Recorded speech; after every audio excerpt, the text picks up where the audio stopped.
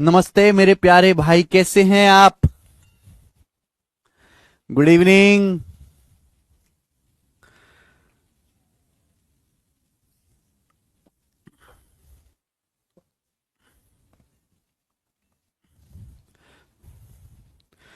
Good evening मेरे प्यारे students, कैसा महसूस कर रहे हो आप?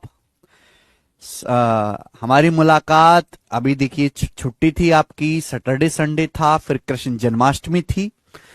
तो 3 दिन के बाद हमारी मुलाकात हो रही है। कोई बात नहीं, हम लोग नंबर सिस्टम पढ़ रहे हैं और आज की क्लास में मेरे दोस्तों मैं आपको नंबर सिस्टम के आगे कंसेप्ट समझाऊंगा, लेकिन उससे पहले हमारा नंबर सिस्टम चैप्टर में ही पहला जो मैंने टाइप आपको पढ़ाया था, शायद वो अभी नहीं हुआ है, पहले उसको खत्म करते हैं। यस, नंबर सिस्टम में मैंने आपको पढ़ाया था ना, ए की पावर एन प्लस बी की पावर एन, ए की पावर एन माइनस बी की पावर एन। उस पर बेस सवाल जो है, उसमें प्री लेवल के क्वेश्चंस तो हमने कर लिए, अब मेंस लेवल के कुछ सवाल बच गए हैं, उनको करते हैं। फिर मैं आपको आज की क्लास में क्लासिफिकेशन ऑफ नंबर समझाऊंगा। ठीक है, चलो बताइए मेरे दोस्तों। सवाल है 20 की पावर 2020 प्लस 16 की पावर 2020 माइनस 3 की पावर 2020 माइनस 1, ये किससे डिविजिबल है? हम आपसे पूछना चाहते हैं कि ये जो संख्या आपके सामने लिखी हुई है, ये किससे डिविजिबल है? ऑप्शन है 317, 91, 253 और 323। बहुत अच्छा सवाल है बेटा, ये सवाल प्री का नहीं है, ये सवाल 2017 सीजीएल मेंस के पेपर का है और ये मेंस का क्वेश्चन है। मेंस के सवालों का लेवल हमेशा प्री के सवालों से थोड़ा ऊपर रहता है।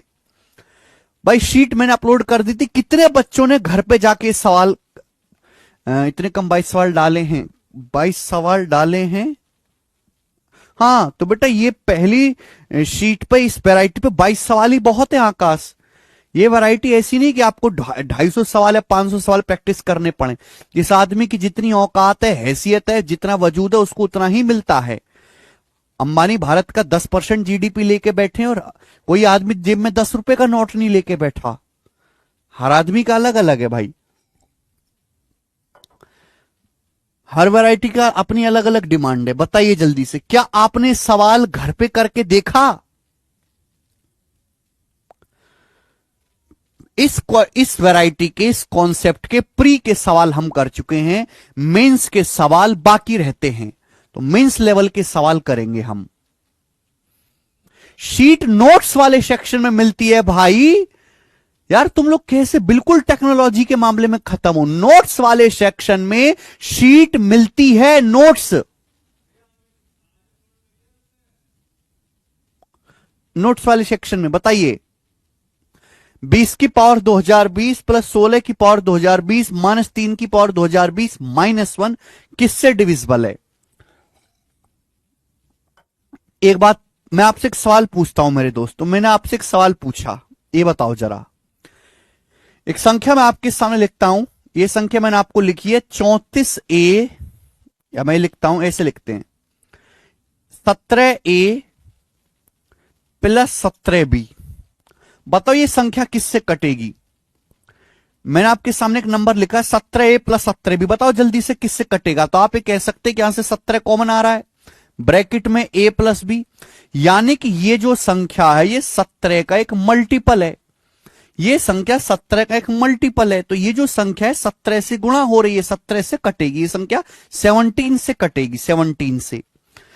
अगर मैं इस क्वेश्चन को गौर से देखूं, देखो दिमाग लगाने वाला क्वेश्चन है, हल्का नहीं है। 20 की पावर 2020 प्लस 16 की पावर 2020 माइनस 3 की पावर 2020 माइनस 1, 1 को भी मैं ऐसे लिख सकता हूं 1 की पावर 2020, 1 को भी मैं ऐसे लिख सकता हूं 1 की पावर 2020। आप बोलोगे हाँ जी सर लिख सकते हो कि 1 की कितनी पावर करो, 1 नहीं आएगा। ठीक है भाई, अब एक काम करते हैं, ध्यान से सुनिएगा बेटा। ये जो आपके सामने संख्या लिखी हुई है, क्या मैं ऐसे कर सकता हूं कि मैं 20 और 3 को एक साथ ले लूं और मैं 16 और 1 को एक साथ ले लूं? आप बोलोगे हां जी सर ऐसा कर सकते हैं। मैं ऐसे लिख सकता हूं 20 की पावर 2020, 20 की पावर 2020 माइनस 3 की पावर 2020, 20 की पावर 2020 माइनस 3 की पावर 2020 लिख सकता हूं? आप बोलोगे हां सर लिख सकते हैं। प्लस प्लस ये क्या बेटा 16, 16 की पावर 3020 माइनस 16 की पावर 2020 माइनस 1 की पावर 2020 माइनस 1 की पावर 2020। क्या मैं ऐसे लिख सकता हूं? आप बोलोगे हां जी सर ऐसे लिख सकते हैं, कोई परेशानी नहीं। अब आप बताओ, मैंने आपको यह सिखाया है कि अगर कोई संख्या a की पावर n माइनस b की पावर n फॉर्म का है, अगर पावर इवन है, अगर पावर इवन नंबर है, सम संख्या है, तो ये संख्या a माइनस बी से भी कटेगी और ये संख्या a प्लस बी से भी भाग होगी। ये मैं आपको पढ़ा चुका हूं, कॉपी में देखो आपने नोट्स बनाए होंगे। यहां बेटा बीच में प्लस आ रहा है, यहां क्या है बीच में प्लस। अब आप मुझे बताओ 20 में से 3 घटाओ 17 आता है, 16 में 1 जोड़ो 17 आता है। दिमाग की बत्ती जलती है क्या भाई? ये जो संख्या है मेरे प्यारे भाई, ये जो संख्या है आप मुझे बताओ, पावर इवन है तो ये जो संख्या है मेरे दोस्तों ये a माइनस बी यानी कि 20 माइनस 3 17 से भी कटेगी, और ये जो संख्या है मेरे दोस्तों a प्लस बी यानी कि 20 प्लस 3 23 से भी कटेगी, 23 से भी कटेगी। ये संख्या 20 माइनस 3 17 से भी कटेगी, 20 प्लस 3 23 से भी कटेगी। ये पावर इवन है, 2020 एक इवन नंबर है ना? तो ये जो संख्या है 16 माइनस 1 15 से भी कटेगी और 16 प्लस 1 17 से भी कटेगी ये संख्या। और बीच में क्या हो रहा है? बीच में प्लस आ रहा है, बीच में प्लस आ रहा है। इसका मतलब मैं कह सकता हूं कि भाई इन दोनों में कॉमन क्या मिल गया? 17। दोनों में कॉमन क्या मिल गया? 17। थोड़ा सा दिमाग लगाने वाला सवाल है। इसका मतलब ये जो नंबर है, ये जो नंबर है, ये नंबर भी 17 से भाग हो रहा है और ये जो संख्या है, ये संख्या भी 17 से भाग हो रही है। ये नंबर भी 17 से डिवाइड हो रहा है, ये नंबर भी 17 से भाग हो रहा है और बीच में प्लस आ रहा है। बीच में क्या आ रहा है? प्लस। अगर ये नंबर 17 से कट रहा है, ये नंबर 17 से कट रहा है, तो अगर मैं इन दोनों को ऐड करूंगा तो इनका सम भी 17 से पूरा पूरा डिवाइड होगा, इनका सम भी 17 से पूरा पूरा डिवाइड होगा, 17 से पूरा पूरा डिवाइड होगा। बात समझ में आई? 17 से ये भी संख्या डिवाइड होती है, ये भी डिवाइड होती है, दोनों में 17 कॉमन है, तो यानी कि इन दोनों का योग भी 17 से पूरा पूरा कट जाएगा। क्लियर है? आप बोलोगे हां जी सर बिल्कुल सही, समझ में आ गया। यानी कि जो संख्या आपके सामने लिखी हुई है ये पूरी की पूरी 17 से भाग होती है। अच्छा, अब बताओ क्या मैं इस बात को ऐसे नहीं लिख सकता मेरे प्यारे भाई? मैं ऐसे भी लिख सकता हूं कि भाई हम 20 का पेयर 3 के साथ बना लेते हैं, 16 का पेयर 1 के साथ, ऐसे भी बना सकते हैं कि हम 20 का पेयर 1 के साथ बना लेते हैं और 16 का पेयर 3 के साथ एक जोड़ा, ऐसे भी बन सकता है। मैं इस संख्या को ऐसे भी लिख सकता हूं कि 20 का पेयर हम 1 के साथ बना लेते हैं और 16 का पेयर हम 3 के साथ बना लेते हैं। 20 का पेयर 1 के साथ बना लिया, 20 की पावर 1020 माइनस 1 की पावर 1020 एक साथ लिख लिया, 16 की पावर 2020 माइनस 3 की पावर 2020 ये मैंने एक साथ लिख लिया। और बीच में क्या है बेटा? बीच में प्लस ही है। आप बोलोगे हां जी सर। मुझे बताओ पावर इवन है, अगर पावर इवन है तो ये नंबर 20 माइनस 1 19 से भी कटेगा, ये जो नंबर है 20 माइनस 1 19 से भी कटेगा, और ये नंबर मेरे दोस्तों a प्लस बी यानी कि 20 और 1 21 से भी कटेगा। ये संख्या 19 से भी डिवाइड होती है, 21 से भी डिवाइड होती है। इसी तरीके से पावर 2020 इवन नंबर है तो ये नंबर 16 माइनस 3 13 से भी कटेगा और ये नंबर 16 प्लस 3 19 से भी कटेगा, 19 से भी। अगर मैं इन दोनों को जोड़ूंगा तो मुझे पता चल गया कि भाई ये जो संख्या है दोनों में कॉमन क्या है? 19। ये जो संख्या है पूरी की पूरी है 19 से भाग होती है, 19 से, और ये जो संख्या है पूरी की पूरी ये भी 19 से भाग होती है, 19 से। इसका मतलब ये भी नंबर 19 से भाग हो रहा है, ये भी नंबर 19 से भाग हो रहा है, दोनों में 19 कॉमन है। कॉमन नंबर 19 ऐसा संख्या जिसको भी डिवाइड करेगा इसको भी डिवाइड करेगा, और अगर मैं इनको जोड़ूंगा, मैं इनको प्लस करूंगा बेटा, तो इन दोनों का योग भी 19 से कटेगा। इसका मतलब ये संख्या 17 से भी डिवाइड होती है और ये संख्या 19 से भी डिवाइड होती है। तो ये जो नंबर आपके सामने दिया गया है, ये 17 और 19 दोनों से भाग होता है। ये संख्या 17 से भी कट जाती है, 19 से भी कट जाती है। तो 17 गुणा 19 होता है मेरे दोस्तों 323। ये संख्या 323 से भी पूरी भाग होगी और डी ऑप्शन इस सवाल का आंसर है, डी 323।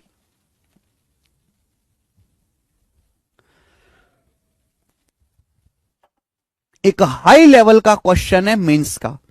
भाई प्री के सवाल तो सब बच्चों ने कर लिए, मेंस के सवाल में बच्चे आधे कम हो जाते हैं। ठीक है जी, आगे आइए। नेक्स्ट अगला सवाल, सवाल नंबर है बच्चों आपके सामने यहां पर 18। ये बनाएंगे जल्दी से, इसका क्या आंसर है फटाफट करिएगा। सवाल नंबर 18, इसी कॉन्सेप्ट पे एक और सवाल। ये जो सवाल है वैसे तो ये यूपी पुलिस कांस्टेबल के पेपर में आया है, लेकिन मैं कहूंगा कि ये जो सवाल है एक मेंस लेवल का अच्छा क्वेश्चन है। यूपी कांस्टेबल 2018 के एग्जाम में ये सवाल आया था, जो पिछली बार यूपी कांस्टेबल का पेपर हुआ था। बनाओ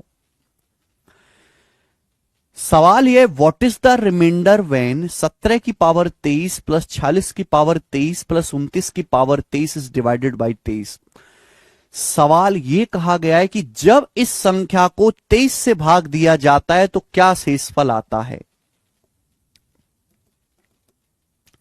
जब सवाल यह है कि जब 17 की पावर 23 प्लस 46 की पावर 23, 17 की पावर 23 प्लस 46 की पावर 23 प्लस 29 की पावर 23 को 23 से भाग देते हैं, 23 से डिवाइड करते हैं, 23 से 23 से डिवाइड करते हैं तो क्या शेषफल आता है। इस संख्या को जब हम 23 से भाग देते हैं तो कितना रिमाइंडर बचता है, क्या शेषफल आता है, ये सवाल है। ध्यान से सुनिएगा मेरे प्यारे भाई। भाई ये जो नंबर है 46, ये तो 23 से भाग होता ही है। 46 तो 23 से भाग होता ही है। अगर मैं 46 को डिवाइड करूं 23 से तो डिवाइड करने पर क्या आएगा, 0 आएगा रिमाइंडर। और अगर मैं 46 की कितनी भी पावर कर लूं, भाई 46 की कितनी भी पावर करो उसमें 23 तो रहेगा ही रहेगा, यानी कि ये नंबर तो 23 से भाग होगा ही होगा। ये नंबर तो 23 से भाग होगा ही होगा। आप बोलोगे हां जी सर ये नंबर भी 23 से भाग होगा। क्लियर है? आप बोलोगे हां जी सर बिल्कुल सही, एकदम क्लियर है। तो बस मुझे यह चेक करना है कि इस नंबर को 23 से भाग करने पर क्या रिमाइंडर आएगा। और मैंने आपको समझाया ये है a की पावर n प्लस b की पावर n। ये a की पावर n प्लस b की पावर n है, यानी कि पावर ऑड है। यहां पावर 23 है, पावर एक ऑड नंबर है। और हमने आपको पढ़ाया है a की पावर n प्लस b की पावर n में अगर पावर एक ऑड नंबर है, पावर अगर एक विषम संख्या है, तो ये नंबर हमेशा a प्लस बी से कटेगा। ये नंबर जो है 17 प्लस 29, a की पावर n प्लस b की पावर n में अगर पावर ऑड है तो ये नंबर हमेशा a प्लस बी से कटेगा। 17 प्लस 29 होता है 46, ये नंबर हमेशा 46 से कटेगा। और ये नंबर अगर 46 से कटेगा तो 23 से भी भाग होगा। अगर ये नंबर 46 से डिवाइड होता है तो 23 से भी डिवाइड करने पर रिमाइंडर क्या बचेगा, 0। तो इस सवाल का आंसर 0 ही आ जाएगा। ठीक है,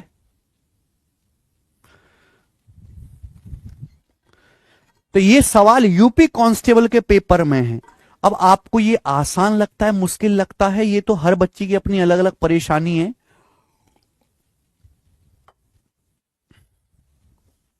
ठीक है, लेकिन आप ये मान के चले कि कांस्टेबल में भी इस लेवल के सवाल आते हैं, आपको कम से कम इस लेवल की पढ़ाई करनी पड़ेगी।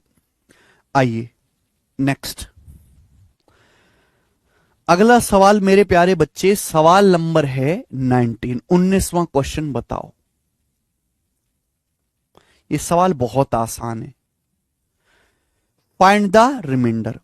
16 की पावर 11 प्लस 17 की पावर 11 प्लस 18 की पावर 11 प्लस 19 की पावर 11 को 70 से डिवाइड करने पर क्या शेषफल आएगा। 16 की पावर 11 प्लस 17 की पावर 11 प्लस 18 की पावर 11 प्लस 19 की पावर 11 को 70 से डिवाइड करने पर क्या रिमाइंडर आएगा। वैसे तो आप पेयर बना के कर सकते हो कि भाई ये नंबर 16 प्लस 19 35 से कटता है, ये नंबर 17 18 35 से कटता है, वो कर सकते हो। लेकिन मैं आपको बेस्ट तरीका है, ट्रिक बता दे रहा हूं कि मेरे प्यारे भाई, अगर कोई संख्या ऐसे लिखी हुई है ए की पावर एन प्लस बी की पावर एन, हमेशा प्लस में ही आएगा। ए की पावर एन प्लस बी की पावर एन प्लस सी की पावर एन प्लस डी की पावर एन। पढ़ लीजिए सवाल को। ए की पावर एन प्लस बी की पावर एन प्लस सी की पावर एन प्लस डी की पावर एन। 4 बार होना चाहिए, 4 बार, 4 से कम नहीं चलेगा। या तो 2 बार होना चाहिए या 4 बार होना चाहिए, ठीक है बेटा। अगर आप इसको a plus B plus C plus D से डिवाइड करते हैं, a plus B plus C plus D से डिवाइड करते हैं, तो a plus B plus C plus D से डिवाइड करने पर रिमाइंडर जो आएगा वो हमेशा 0 आएगा, 0, हमेशा 0 आएगा। यानी कि a की पावर n प्लस बी की पावर n प्लस सी की पावर n प्लस डी की पावर n का हमेशा एक गुणनखंड a plus B plus C plus D होता है। बस शर्त यह होनी चाहिए कि पावर n हमेशा ऑड हो। पावर जो है वो हमेशा एक ऑड नंबर, एक विषम संख्या होनी चाहिए, विषम संख्या। ठीक है। अब जैसे सवाल आपके सामने स्क्रीन पर है, आप देख सकते हैं 16 की पावर 11 प्लस 17 की पावर 11 प्लस 18 की पावर 11 प्लस 19 की पावर 11, ये संख्या है। पावर 11 क्या है? ऑड नंबर है, विषम संख्या है। अगर पावर 11 एक ऑड नंबर है तो इसका मतलब ये जो संख्या है, ये जो संख्या आपके सामने, ये 16 प्लस 17 प्लस 18 प्लस 19 से हमेशा डिवाइड होगी। यानी कि मेरे दोस्तों 35 35 के आगे 70, ये संख्या 70 से पूरी पूरी डिवाइड होगी, और 70 से डिवाइड करने पर रिमाइंडर क्या आएगा? 0। तो इस सवाल का आंसर 0 आएगा। मैंने बता दिया आकाश।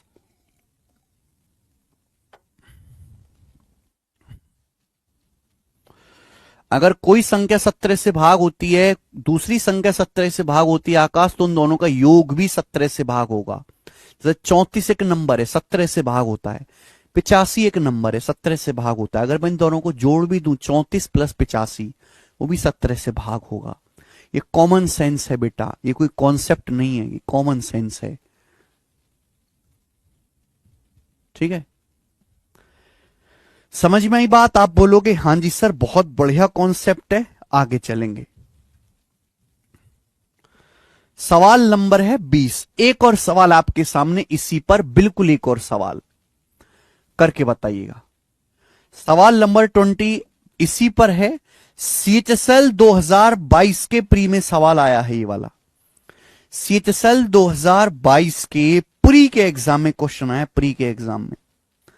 और किसी बच्चे को कौन से पता है तो तुरंत होगा, नहीं पता है तो नहीं होगा।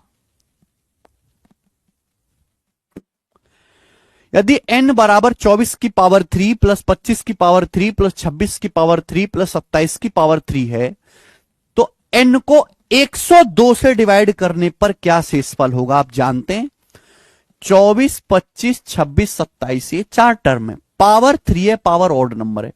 अगर पावर ऑड नंबर है तो यह संख्या हमेशा a plus B plus C plus D से कटेगी। 24 27 51 25 26 51 51 51 102, ये संख्या हमेशा 102 से डिवाइड होगी, और 102 से डिवाइड करने पर रिमाइंडर क्या आएगा? 0। इस सवाल का आंसर भी 0 ही आ गया। ठीक है, ये रहा कॉन्सेप्ट आपके सामने, ये लिखा कॉन्सेप्ट। ठीक है, चलिए नेक्स्ट। इसी का बच्चों मैं आपसे एक एडवांस वर्जन भी पूछता हूं, ये बताओ। इसी का मैं एडवांस वर्जन भी पूछता हूं, फाइंड द रिमाइंडर करके बताओ बच्चे।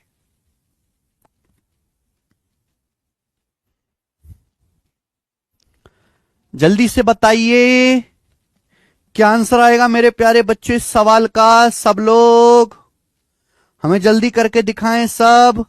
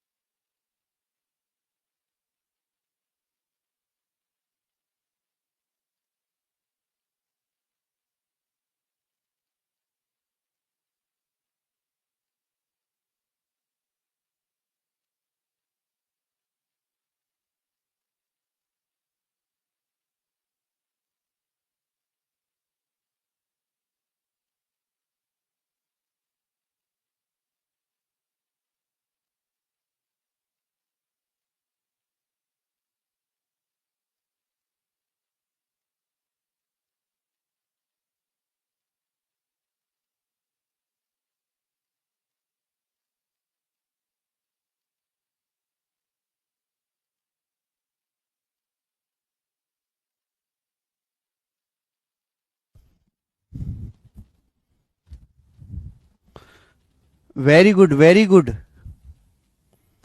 बहुत सारे बच्चों का आ गया आंसर, जीरो बता रहे हैं। बहुत सारे बच्चों का आंसर आ चुका है, बहुत सारे का, लगभग सभी जीरो बता रहे हैं। लेकिन उसमें से जो आंसर जीरो बता रहे हैं उनको लॉजिक नहीं पता कि हम क्यों बता रहे हैं। ये देखिएगा, ये सवाल पिछले वाले सवालों से बिल्कुल अलग है बेटा, बिल्कुल अलग। बोला है 1 की पावर 23 प्लस 2 की पावर 23 प्लस 3 की पावर 23 प्लस 4 की पावर 23 प्लस 5 की पावर 23। कहां तक लिखा है? 70 की पावर 23 तक लिखा है।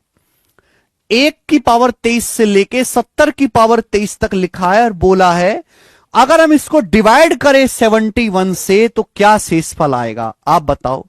सबसे आखिर में 70 की पावर 23 है, इससे पहले क्या रहा होगा? इससे पहले क्या होगा?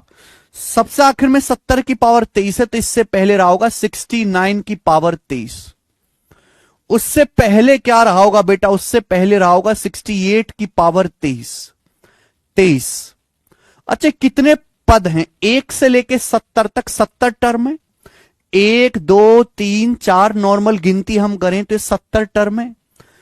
प्यारे दोस्त, अगर मैं स्टार्टिंग से पहला और आखिर से पहला पकड़ता हूं, ये वाला स्टार्टिंग से पहला 1 की पावर 23 प्लस 70 की पावर 23, स्टार्टिंग से और आखिरी से पहला टर्म पकड़ता हूं मेरे दोस्तों, ठीक है? ये देखिएगा, ये नंबर देखो, 2 और 69 71 होता है। ये देखिए, 2 की पावर 23 प्लस 69 की पावर 23। बात समझ में आ रही है? आप बोलोगे हां जी सर, बिल्कुल सही। और इसी तरीके से आगे चलता रहेगा मेरे दोस्तों, इसी तरीके से आगे चलता रहेगा।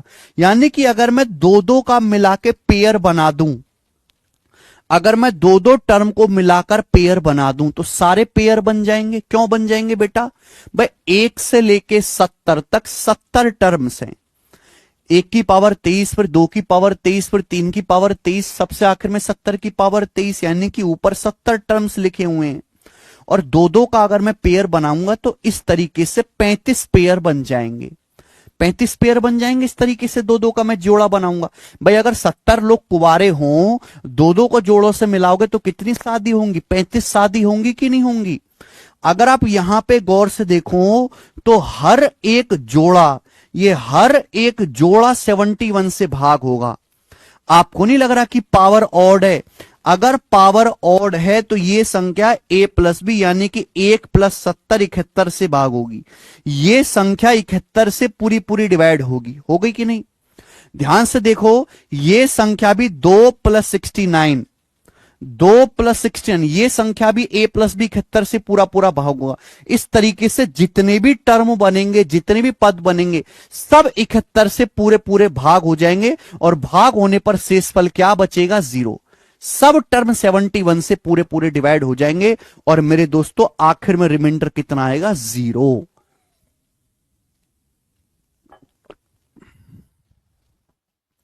इस सम ऑफ एन टर्म्स नहीं निकालना है, वो गलत है, गलत तरीका है। 35 नहीं रहेगा बेटा, 35 का जोड़ा बन जाएगा 36 के साथ। स्टार्टिंग से 35वां है, आखिर से 35वां 36 है। 1 से लेके 70 तक 70 लोग हैं, 70 लोग हैं। 70 लोग में दो दो का जोड़ा बनाओगे तो 35 जोड़ा बन जाएगा। ठीक है? मैं वो सवाल भी कराऊंगा जिसमें जोड़ा नहीं बनेगा, वो आगे की शीट में होगा सवाल। तो इस सवाल का आंसर भी जो हर जोड़ा, हर पेयर 71 से भाग हो जाएगा कंप्लीटली। और डिवाइड करने पर रिमाइंडर क्या आएगा? 0 आएगा। नेक्स्ट मेरे प्यारे भाई, और इस सीट का और इस कॉन्सेप्ट का आखिर सवाल करेंगे हम। इस सीट का और इस कॉन्सेप्ट का बेटे हम आखिरवां सवाल करेंगे। आ जाइए, सवाल नंबर है आपके सामने 2222। आओ करते हैं सवाल। सवाल नंबर जो 22 है वो एमटीएस 2019 के पेपर में आया है। देखो, जब मैं ये कहता हूं कि सवाल मेंस का है, इसका मतलब वो ऐसा नहीं कि मेंस के पेपर का पूछा हुआ है, मतलब वो सवाल का लेवल मेंस वाला है। सवाल अच्छा है। बताइए नेक्स्ट। सवाल में कहा गया है कि x कोई पॉजिटिव पूर्णांक है। x जो है वो एक धनात्मक संख्या है। x धनात्मक संख्या है तो कहा है 64 की पावर 2x माइनस 6 की पावर 4x के एक्सपेंशन में आखिरी दो अंक क्या होंगे। सवाल में कहा गया है ये कि बेटे अगर x एक पॉजिटिव इंटीजर यानी कि 1 2 3 4 5 6 7 8 9 10 इस तरीके से अगर x एक धनात्मक पूर्णांक है तो 64 की पावर 2x माइनस 6 की पावर 4x के विस्तार में आखिरी दो अंक क्या होंगे। एक बात समझेंगे, संख्या है 64 की पावर 2x माइनस 6 की पावर 4x। अच्छा ये तो 2x है, ये 2x से 4x से गड़बड़ है ना, तो 4x को भी 2x बना लेते हैं।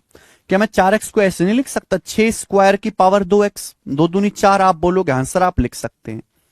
तो बेटे क्या हो जाएगा, ये हो जाएगा 64 की पावर 2x, 64 की पावर 2x माइनस 6 का स्क्वायर 36, 6 का स्क्वायर 36 की पावर 2x, यही हो जाएगा। आप बोलोगे जी सर बिल्कुल यही होगा, आपको ऑस्कर मिलेगा। मेरे प्यारे भाई अगर x एक पॉजिटिव नंबर है तो अगर मैं x को 2 से गुणा करूंगा तो क्या है, ये इवन नंबर है। भाई इवन नंबर की परिभाषा क्या है कि वो संख्याएं जो 2 से भाग हो जाती हैं, जैसे कि 2 4 6 8 10 12 14 16 जो 2 से कटते उन्हें इवन नंबर कहते हैं। तो मेरे भाई मैं ये कह सकता हूं कि ये 2x एक इवन नंबर है, ये भी इवन नंबर है और बीच में क्या लग रहा है, माइनस लग रहा है। और आपको पता होना चाहिए मेरे दोस्तों कि अगर बीच में माइनस लग रहा है पावर इवन है, तो हमने पढ़ाया है a की पावर n माइनस b की पावर n। अगर बीच में माइनस है पावर इवन है तो यह संख्या a माइनस बी से भी कटेगी, 64 माइनस 36 ये संख्या 28 से भी कटेगी, और यह संख्या a प्लस बी यानी कि 64 प्लस 36 100 से भी कटेगी, 100 से भी कटेगी। बोलो हाँ।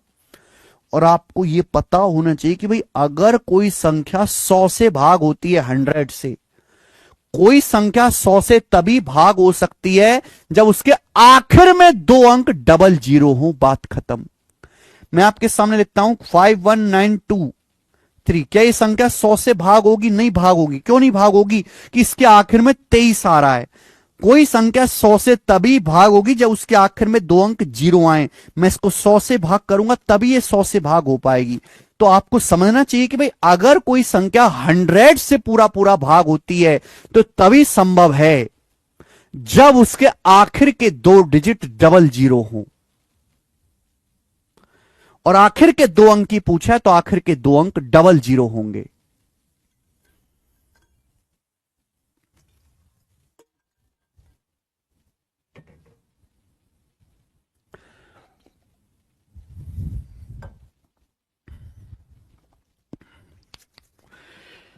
इसी के साथ ये कॉन्सेप्ट खत्म होता है मेरे प्यारे भाइयों। है भाई, अब हम जो है अपने, ठीक है भाई, अगले कॉन्सेप्ट की तरफ चलेंगे। अगला कॉन्सेप्ट, अगली शीट, अगला कॉन्सेप्ट, अगली शीट मेरे प्यारे भाई। आइए सभी लोग अगले कॉन्सेप्ट, अगले शीट की तरफ चलेंगे।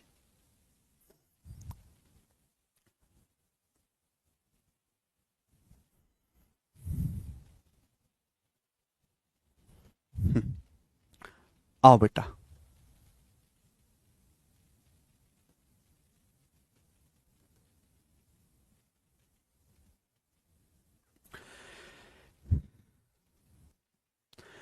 नंबर्स क्या होते हैं दोस्त, नंबर्स क्या होते हैं। नंबर्स, सब लोग अपनी कॉपी में हेडिंग डालेंगे मेरे दोस्तों, क्लासिफिकेशन ऑफ नंबर्स। सब लोग अपनी कॉपी में हेडिंग डालेंगे क्लासिफिकेशन ऑफ नंबर्स।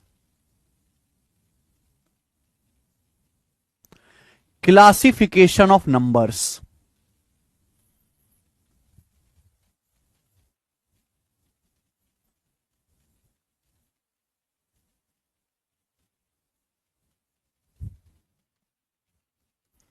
ठीक है, क्लासिफिकेशन ऑफ नंबर्स, संख्याओं का वर्गीकरण। कहां गया ये रहा। सब लोग अपनी कॉपी में हेडिंग डालेंगे क्लासिफिकेशन ऑफ नंबर्स, संख्याओं का वर्गीकरण। संख्याएं क्या क्या होती हैं, कितने प्रकार की संख्याएं होती हैं, कौन सी संख्या को क्या नाम दिया गया है, क्यों नाम दिया गया है, उस पर कैसे कैसे बेसिक सवाल बनते हैं, वो मेरे दोस्तों मैं इस चैप्टर में, इस सीट में मैं आपको समझाऊंगा। संख्याओं का वर्गीकरण। आ जाइए मेरे दोस्तों। संख्याएं दो प्रकार की होती हैं। संख्याएं दो प्रकार की होती हैं, रियल नंबर्स, इमेजिनरी नंबर्स। वास्तविक संख्या, काल्पनिक संख्या। संख्याएं दो प्रकार की होती हैं बेटा, रियल नंबर्स, इमेजिनरी नंबर्स। वास्तविक संख्या और काल्पनिक संख्या। ठीक है भाई। अब आप कहोगे सर ये रियल नंबर्स और इमेजिनरी नंबर्स क्या होते हैं? रियल नंबर्स वो नंबर होते हैं जिनको नंबर लाइन पे डिनोट किया जा सकता है। रियल नंबर्स वो नंबर होते हैं जिनको नंबर लाइन पर डिनोट किया जा सकता है, जिनको नंबर लाइन पर निर्देशित कर सकते हैं, जिनको नंबर लाइन पर डिनोट किया जा सकता है, जिनको नंबर लाइन पर डिनोट किया जा सकता है।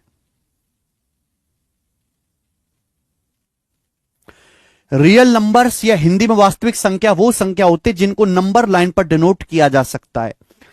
इमेजिनरी नंबर्स या हिंदी में कहते हैं काल्पनिक संख्या। काल्पनिक संख्या वो संख्याएं होती हैं, काल्पनिक संख्या वो संख्याएं होती हैं जो नंबर लाइन पर नहीं होती। वो संख्याएं जो एक्चुअल में रियल है ही नहीं, जो काल्पनिक है, जो कल्पनाओं में, जिनका वास्तविकता से कोई लेना देना नहीं है, वो संख्याएं जो नंबर लाइन पर नहीं होती। वो संख्याएं जो नंबर लाइन पर नहीं होती उन्हें हम इमेजिनरी नंबर या फिर काल्पनिक संख्याएं कहते हैं। उन्हें हम इमेजिनरी नंबर या काल्पनिक संख्याएं कहते हैं। मैं आपको बहुत डिटेल में समझाऊंगा टाइम ले लेके। अब आप कहोगे सर ये नंबर लाइन किस बला का नाम है, क्या है सर ये नंबर लाइन? आ जाइए। नंबर लाइन हमको पढ़ाया जाता है बेटा दूसरी क्लास में। नंबर लाइन पढ़ाया जाता है दूसरी क्लास में मेरे दोस्तों। ये है नंबर लाइन। हमें नहीं पता संख्याएं कहां से शुरू होती हैं, नहीं पता संख्याएं कहां पे जाके खत्म होती हैं, नहीं पता संख्याएं कहां से शुरू होती हैं, नहीं पता कहां पे जाके खत्म होती हैं। जैसे मेरे दोस्तों ये संख्या है जीरो। जीरो, जीरो का मतलब निल। जीरो का मतलब क्या होता है? निल, कुछ भी नहीं। जीरो, जीरो के आगे क्या आएगा? एक, एक कदम। फिर जीरो एक के आगे क्या आएगा? दो, दो कदम। दो के आगे तीन, तीन के आगे चार, चार के आगे पांच, पांच के आगे छह, छह के आगे सात, सात के आगे आठ, आठ नौ 10 11 12 13 14 15 16 17 18। पूरी दुनिया का कागज खत्म हो जाएगा। पूरी दुनिया का लाख करोड़ 10 करोड़ अरब खरब नील संख्या असंख्य। लेकिन ये संख्याएं कहां पे जाके खत्म होंगी नहीं पता। यानी कि संख्या कहां पे जाके एंड होती हैं हमें कोई जानकारी नहीं है। अनंत पे मान लिया कि प्लस अनंत तक जाती हैं। अगर मैं राइट दिशा में चलता हूं तो पॉजिटिव है, प्लस एक, एक एक कदम प्लस चलना है, प्लस एक, प्लस दो, प्लस तीन, प्लस चार, प्लस पांच। लेकिन अगर मैं लेफ्ट दिशा में चलता हूं जीरो से, माइनस एक, माइनस दो, माइनस तीन, माइनस चार, माइनस पांच, माइनस छह, माइनस सात, माइनस आठ, माइनस नौ, माइनस 10, माइनस 11, माइनस 12। आप बोलोगे हाँ जी सर बात एकदम पल्ले पड़ गई। यानी कि संख्या कहां से शुरू हुई थी, मैं पीछे आता जाऊंगा माइनस माइनस माइनस, मुझे नहीं पता संख्याएं कहां से शुरू हुई थी। तो इंसान को यह नहीं पता कि संख्याएं कहां से शुरू होती हैं, और यह भी नहीं पता इंसान को कि संख्याएं कहां पे जाके खत्म होती हैं। और इंसान बात करता है कि मैंने भगवान का पता लगा लिया। भाई संख्याओं तक का तो तुम्हें पता नहीं है, हैं? भगवान की पता लगाओगे? संख्याएं कहां पे जाके अंत होंगी, कहां से जाई शुरू हुई हैं, इसका कोई अता पता नहीं।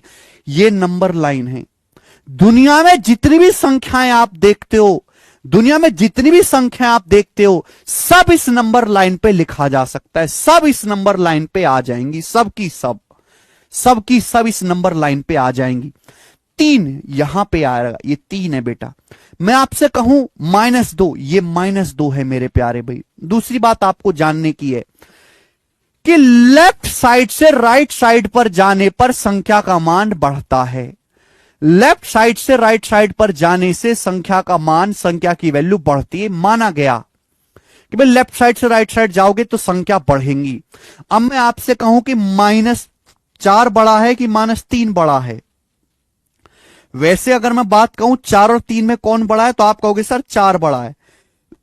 लेकिन अगर मैं आपसे कहूं, पूछूं -4 और -3 में क्या बड़ा है, तो भाई जैसे जैसे आप राइट साइड की तरफ बढ़ोगे संख्या बढ़ती है। -4 से राइट साइड में -3 आता है तो -4 से बड़ा होता है -3। ठीक है बेटा, आपको बात समझ में आ रही है?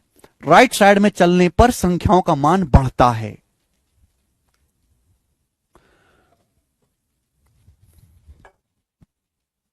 क्लियर है? आप बोलोगे हां जी सर बिल्कुल सही।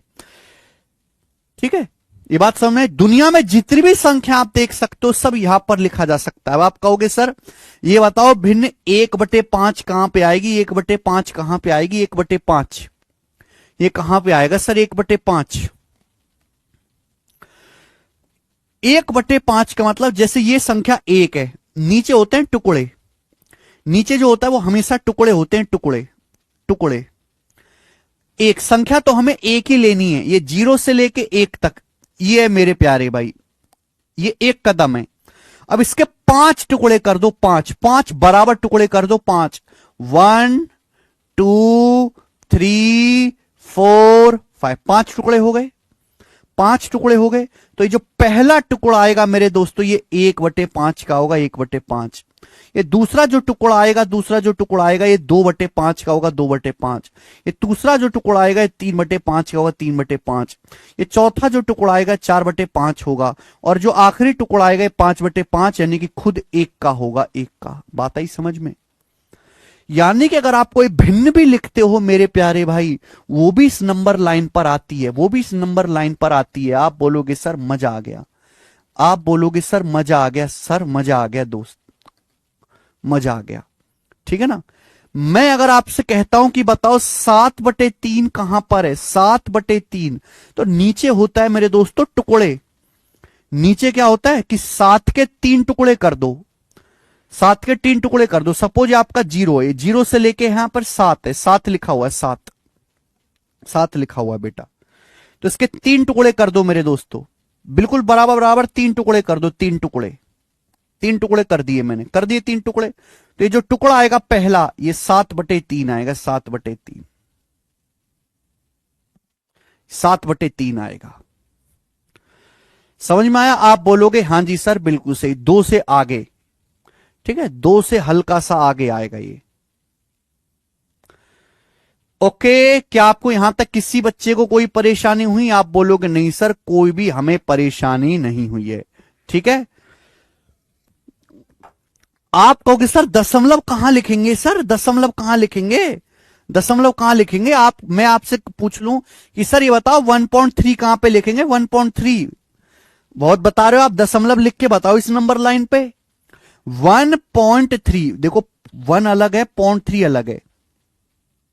देखो पॉइंट की जरूरत हमें क्यों पड़ी? पॉइंट का मतलब है 10 से भाग देना। अगर हम 10 से भाग देते 1 दशमलव आता है, 1 दशमलव। 100 से भाग देंगे दशमलव के बाद 2 अंक आएंगे, 1000 से भाग देंगे दशमलव के बाद 3 अंक आएंगे। तो ये मतलब है 1 + 3/10, 1 + 3/10। 1.3 का मतलब आपको 1 तक जाना है, 1 तक आपको जाना है, और उसके बाद 10 टुकड़े आपको करने, 10 टुकड़े। नीचे हमेशा टुकड़े होते हैं, टुकड़े।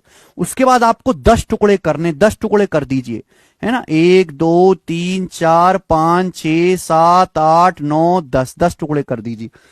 तीसरा जो टुकड़ा पहुंचेगा, पहला दूसरा तीसरा, ये आपका आएगा 1.3, ये आपका 1.3 आएगा। ये यहां से यहां तक आपका 1.3 आ गया। यानी कि आप दशमलव भी इसी लाइन पर लिख सकते हो, दशमलव भी। क्लियर है? आप बोलोगे सर आज हमको पता चल गया कि दुनिया में जितने भी नंबर हैं सब इसी लाइन पर हैं, चाहे वो भिन्न में हो चाहे वो दशमलव में हो। ठीक, अब आप बोलोगे सर यहां तक तो हमने समझ गए, आपने हमें बता भी दिया। √2, ये बताओ सर √2 कहां है इस लाइन पर? √2 कहां पर है? कहां है सर अंडर रूट 2? तो दिख नहीं रहा मुझे। वो भी दिखेगा। मेरे प्यारे भाई, थोड़ा सा दिमाग लगाना पड़ेगा, लेकिन थोड़ा सा दिमाग। ये बताओ, जैसे ये क्या है बेटा? एक कदम। एक कदम है ये। आप बोलोगे हाँ सर दिस इज एक कदम। अगर इस एक कदम को मैं ऊपर की तरफ भी उठा दूं, कोई परेशानी है क्या? अगर मैं ये एक कदम ऊपर की तरफ भी उठा दूं तो क्या कोई परेशानी है? आप बोलोगे नहीं सर, कोई परेशानी नहीं है।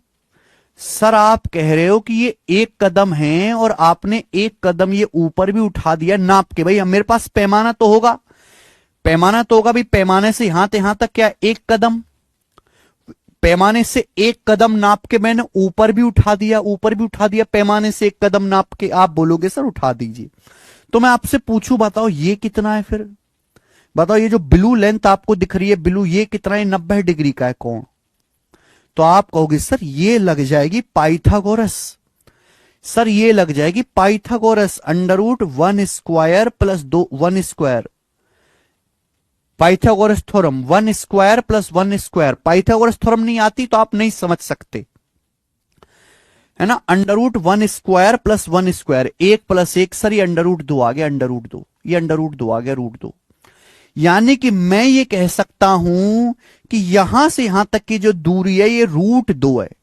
यहां से यहां तक की जो दूरी है रूट 2 है, रूट 2। ये दूरी रूट 2 है।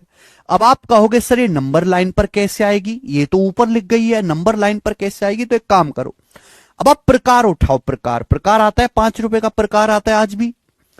प्रकार उठाओ, प्रकार की जो है नोक यहां रखो और प्रकार में इतनी दूरी भर लो, इतनी दूरी प्रकार में भर लो, रूट 2 के बराबर ये दूरी भर लो प्रकार में।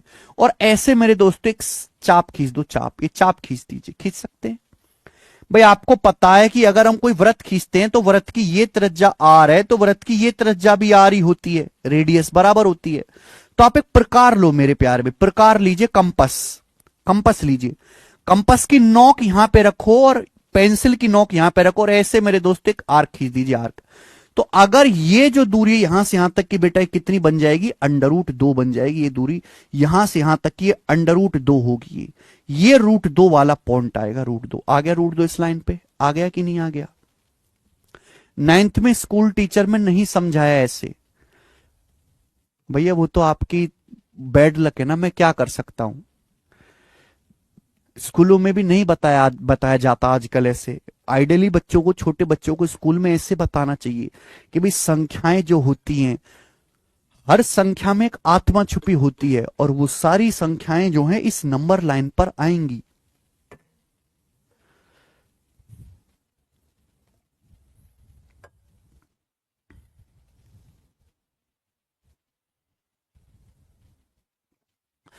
चौदह बट्टे 3 नूजा आजमी।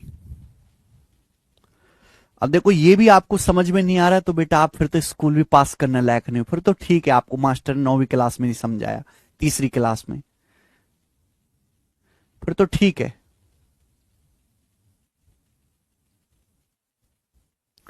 पाइथागोरस थ्योरम से, पाइथागोरस थ्योरम आनी चाहिए। पाइथागोरस नहीं आती तो नहीं समझ सकते। समझ में आया? बोलो। तो इसी तरीके से आप अंडर रूट 2 भी यहां पर बना सकते हो। अंडर रूट 2 भी नंबर लाइन पर आएगा बेटा। दुनिया में जितनी भी संख्याएं आप सोच सकते हो वो सब इस नंबर लाइन पर है। मैं आपसे कहूं कि बताओ अंडर रूट 5 कहां पर है? एक और बता देता हूं, रूट 5 कैसे आएगा। तो 5 क्या होता है मेरे दोस्तों? Under root 1 square plus 2 square, 4 1 5। ये आ गया बेटा, है भाई। Under root 1 square plus 2 square. आप एक काम करो बेटा, ये देखिए यहां से ये दूरी कितनी है? 2। ये दूरी है 2। अब आप एक दूरी ऊपर उठा लीजिए 1। ये कितना है मेरे दोस्तों? ये दूरी आपकी यहां से यहां तक की 1। अब यहां से यहां को मिला दीजिए मेरे प्यार में, इसको मिला दीजिए तो पाइथागोरस थ्योरम से कितना आ जाएगा? ये पाइथागोरस से आ जाएगा 4 1 5, रूट 5 आ जाएगा पाइथागोरस थ्योरम से। यानी कि ये जो दूरी है प्रकार में नाप लीजिए रूट 5 है, ये जो दूरी है प्रकार से नाप लीजिए रूट 5 है। यहां रखो प्रकार की नोक, यहां रख दोस्त मेरे प्रकार की नोक तू, यहां प्रकार की नोक रख, यहां पेंसिल की नोक और ऐसे चाप मार दो। तो ये जो दूरी आएगी यहां से यहां तक की बेटा कितनी आएगी? यहां से यहां तक की जो दूरी आएगी रूट 5 आएगी, रूट 5 आ गया, रूट 5। क्लियर है? ठीक है, इससे ज्यादा एक्सप्लेन करने का टाइम नहीं है बेटा। ऐसे तो हम पूरी जिंदगी भी ये पढ़े खत्म नहीं होगा। मोटा मोटा मेरे समझाने का पर्पस ये था कि दुनिया में जितनी भी संख्याएं हैं जो आप सोच सकते हो वो इस नंबर लाइन पर आ जाएंगी, और ये सभी संख्याएं वास्तविक संख्याएं कहलाती हैं। वो सभी संख्याएं जिनको नंबर लाइन पर डिनोट कर सकते हैं वो वास्तविक संख्याएं कहलाती है मेरे दोस्तों। ठीक है ना? जैसे कि चाहे आपकी कोई संख्या हो 1, 5, ये सब वास्तविक संख्याएं, 1, 5, 13, 1,00,000, ये सब नंबर लाइन पर आ जाएंगी। -7, -8, दशमलव भी ले लीजिए 1.3, 9.28, फ्रैक्शन भी ले लीजिए बेटा 6/5, 71/84, ये सब मेरे दोस्तों रियल नंबर से, क्योंकि इन सभी को नंबर लाइन पर लिखा जा सकता है। सभी एग्जाम्पल के तौर पर समझ लीजिए। अब इमेजिनरी नंबर्स या काल्पनिक संख्याएं क्या होती है? इमेजिनरी नंबर्स वो नंबर्स होते हैं जिनको नंबर लाइन पे लिख ही नहीं सकते। क्लियर है? जैसे एग्जाम्पल के लिए बेटा मैं आपसे कहूं, मैं आपसे पूछूं बताओ 16 का अंडर रूट क्या होता है? अंडर रूट 16 का अंडर रूट क्या होता है? जल्दी से बताओ। मैं आपसे कहूं 16 का अंडर रूट क्या होता है? अंडर रूट 16 का स्क्वायर रूट क्या होता है? तो 16 का स्क्वायर रूट मतलब एक ऐसी संख्या जिसकी 2 बार गुणा करने पर 16 आ जाए, 4। 16 का स्क्वायर रूट 4 है। 4 एक ऐसी संख्या है जिसकी 2 बार गुणा करने पर 16 आ जाएगा, इसलिए 16 का वर्गमूल 4 है। अब मैं आपसे कहूं कि बताओ -16 का अंडर रूट क्या आएगा बेटा? -16 का अंडर रूट क्या आएगा?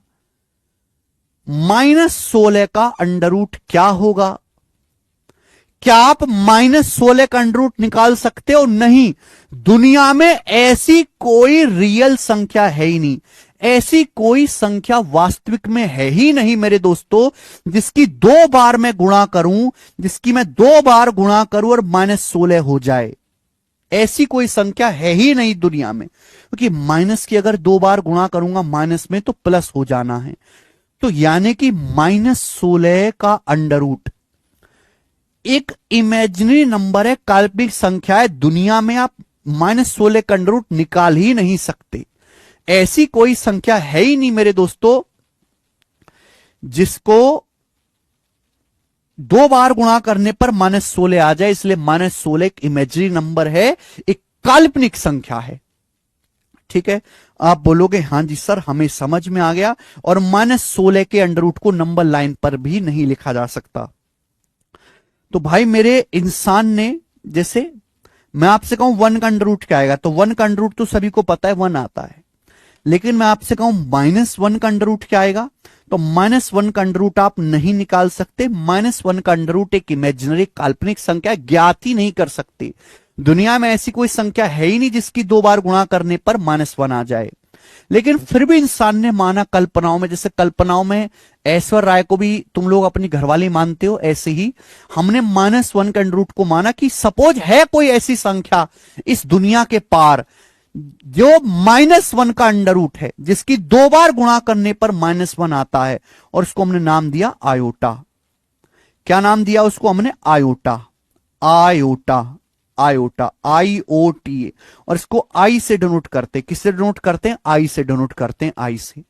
तो -1 के अंडर रूट को आई से डिनोट करते हैं आयोटा। आयोटा एक इमेजिनरी नंबर है, काल्पनिक संख्या है मेरे प्यारे भाई।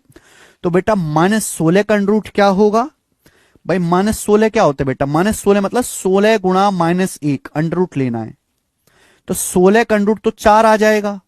अब -1 का अंडर रूट क्या आ जाएगा? आयोटा, तो 4 आयोटा, 4 आयोटा। आप बोलोगे हां जी सर बिल्कुल सही, 4 आयोटा। ठीक है? -4, अरे घांचू एक ही नंबर करना है कचरा सेठ। एक ऐसी संख्या जिसकी 2 बार गुणा करने पर -16 आ जाए, एक ही संख्या।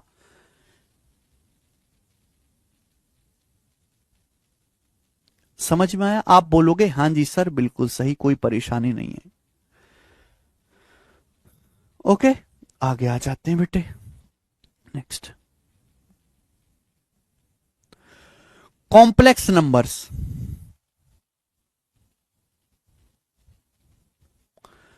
Complex numbers. अब रियल नंबर और आपने इमेजिन नंबर तो पढ़ लिए, एक होते कॉम्प्लेक्स नंबर, हिंदी में कहते हैं सम्मिश्र संख्याएं। हिंदी में क्या कहते हैं? सम्मिश्र संख्याएं। हिंदी में कहते हैं सम्मिश्र संख्याएं। हिंदी में हम लोग क्या कहते हैं बेटा? सम्मिश्र संख्याएं। सम्मिश्र संख्याएं, कॉम्प्लेक्स नंबर। हिंदी में हम लोग इनको क्या कहते हैं भाई साहब मेरे? सम्मिश्र संख्याएं। कॉम्प्लेक्स नंबर या सम्मिश्र संख्याएं क्या होती है मेरे दोस्तों? कॉम्प्लेक्स नंबर या हिंदी में सम्मिश्र संख्याओं का मतलब है एक ऐसी संख्या जिसमें रियल प्लस इमेजिनरी दोनों पार्ट आते हो। रियल प्लस इमेजिनरी दोनों पार्ट आते हो।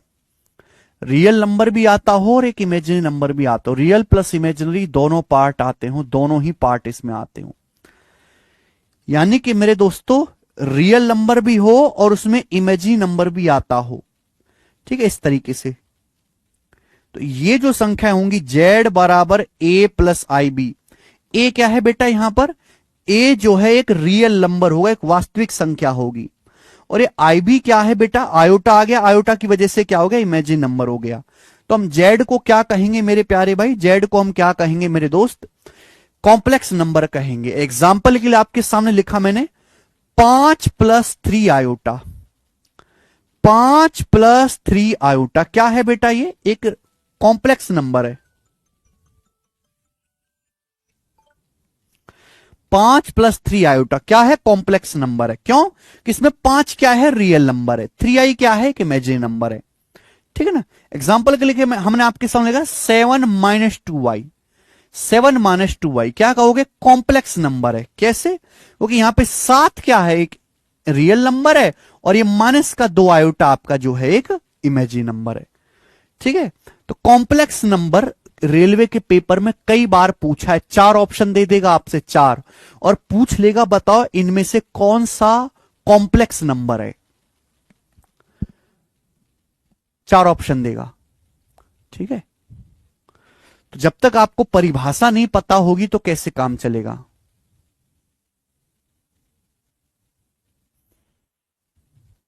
रितेश कह रहे हैं हाउ टू स्ट्रॉन्ग मैथ। वाह, ये जो आप सवाल पूछते हो, बहुत सारे बच्चे पूछे मैथ कैसे स्ट्रॉन्ग करे। आखिर आप मुझसे क्या सुनना चाहते हो? कि मैं कोई ट्रिक बता दूंगा मैथ सॉल्व करने की, या मैं कोई चाशनी बताऊंगा, या मैं कोई गोली बताऊंगा, या मैं कोई दवाई बताऊंगा? क्या बताऊंगा मैं क्या इसका जवाब दूंगा? अगर आपको मैथ स्ट्रॉन्ग करना है तो सिंपल सी बात है। आपने देखा होगा कि बहुत सारे बच्चे ऐसे हैं, आप जानते भी होंगे, जिनका मैथ स्ट्रॉन्ग है। आप समझते हो एक बात को 5 मिनट में, अगला समझ लेता है 2 सेकंड में। आप एक सवाल नहीं कर पाते, दूसरा बच्चा 10 सवाल कर लेता है। आप जोड़ सही से नहीं पाते, वो पूरे सवाल की कैलकुलेशन कर लेता है।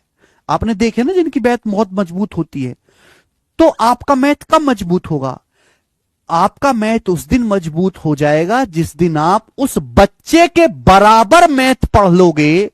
उस बच्चे के बराबर मैथ पढ़ लोगे जिसका मैथ ऑलरेडी मजबूत है। मैथ मजबूत तब होगा जब आप 1 साल तक 8 महीने 10 महीने, जिस हिसाब से आपकी कमजोरी है, आप डेली मैथ पढ़ो, लगातार पढ़ो। डेली 3 घंटे 4 घंटे मैथ पढ़ो, खूब सारे सवाल प्रैक्टिस करो, खूब सारा रिवीजन करो, खूब सारे मॉक टेस्ट लगाओ। पढ़ने से मैथ मजबूत होगा। मैथ कमजोर है तो मैथ पढ़ने से मैथ मजबूत होगा, बस और कुछ नहीं है। Only practice practice practice practice. खूब ज्यादा मैथ मजबूत कर लीजिए। मैथ कमजोर है, 2000 सवाल गणित के लगा लीजिए, हो जाएगा मजबूत। और मत सुनिए बेटा कुछ।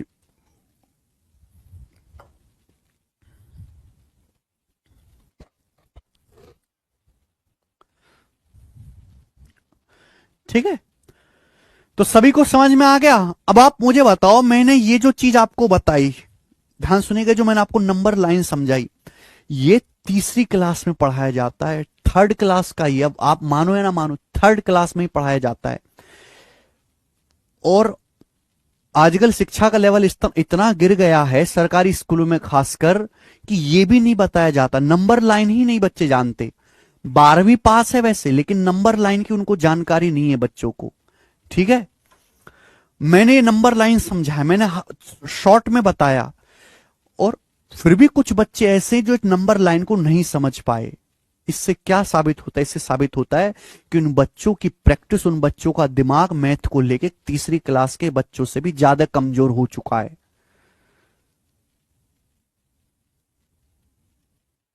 उनको बहुत मेहनत की जरूरत है, बहुत ज्यादा मेहनत की जरूरत है।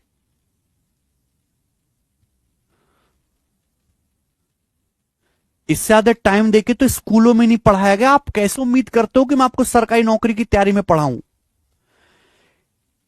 जितना धीरे धीरे मैं आपको बता रहा हूं, आप भारत के स्कूलों में चले जाइए, स्कूलों में भी इतना धीरे धीरे नहीं बताया जाता कि रियल नंबर ये है, कॉम्प्लेक्स नंबर ये है, नंबर लाइन ये है। उससे ज्यादा स्लो, उससे ज्यादा डिटेल में मैं आपको कंपटीशन की तैयारी में बता रहा हूं। आप सोचो, लेकिन उसके बावजूद भी कुछ बच्चों को परेशानी रह जाती, क्योंकि वो बेचारे बहुत ही कमजोर हैं, उनको पता ही नहीं कि गणित क्या है।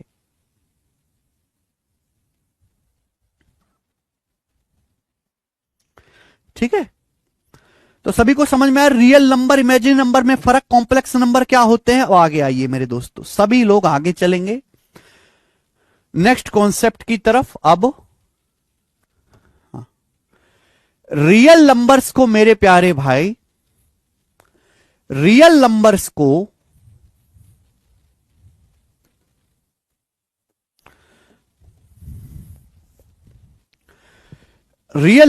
मेरे प्यारे भाइयों ध्यान से समझिएगा, दो पार्ट में बांटा गया है।